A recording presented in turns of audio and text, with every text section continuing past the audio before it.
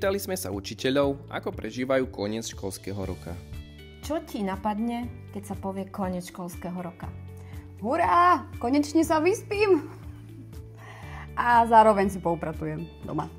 Koniec školského roka znamená ukončenie nejakej etapy, ale zároveň začína oddych, s tým spojené dovolenky, čas strávený s rodinou, na ktorú nemáme počas školského roka toľko času. Takže veľmi sa na to teším, že si užijem, oddychnem, ale zároveň sa teším aj na to, že nás niečo nové čaká od septembra. Keďže rád cestujem, tak koniec školského roka a prázdniny pre mňa znamenajú aktívny odpočinok na dovolenke, či už je to na horách alebo pri mori. Prvé dni sú pre mňa takým rozpačitým obdobím nič nerobenia a následného premýšľania o tom, čomu sa budem venovať. Ale keď ten nápad potom už dostanem, tak som naozaj veľmi spokojná. Keď sa povie koniec školského roka, tak mi napadne v mysli, že ktorý školský rok mám zase odučený. Teraz je to 17. A potom je to útlm a ticho. Kľud po chodbách. A keď sa povie koniec školského roka, tak ma napadne asi leto, lehátko, ľadová káva a po ruchu na školských chodbách sa teším na ticho a oddych počas letných prázdnin, aj keď si myslím, že po pár týždňoch mi ten školský ruch určite začne chýbať.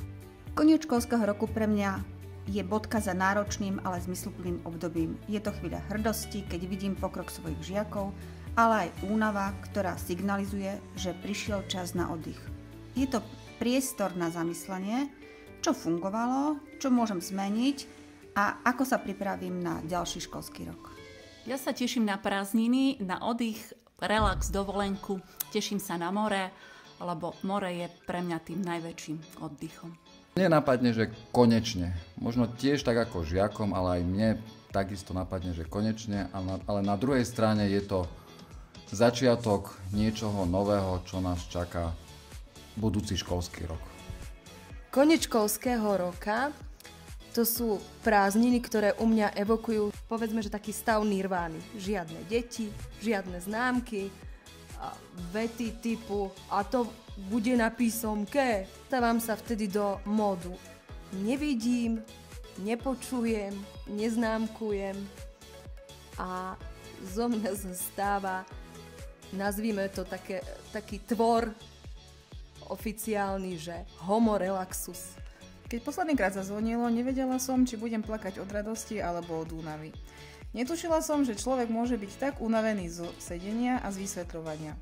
Vysvetľovanie toho istého dookola 27 krát. Ale aj tak viem, že o pár dní budem premýšľať, čo asi robí moja tretia B a to bezo mňa. Či si aspoň niekto pamätá vzorec na výpočet objemu súdu. Čo si pomyslím, koniec roka? Klídek, pohoda, tabáček.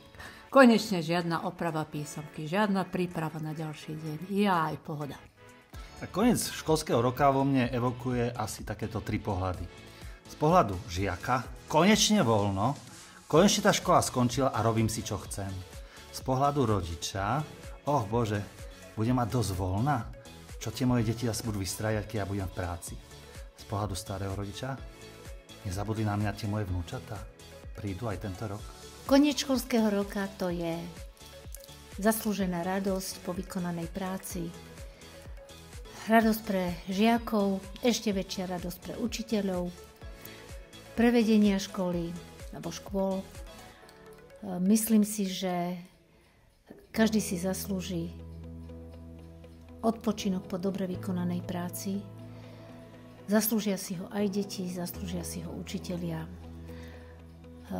Čiže to je hory, more, bicykel, korčule, plávanie, všetko, čo k tomu k letným prázdninám a dovolenkám patrí. Pre mňa osobne to znamená tento koniec školského roku.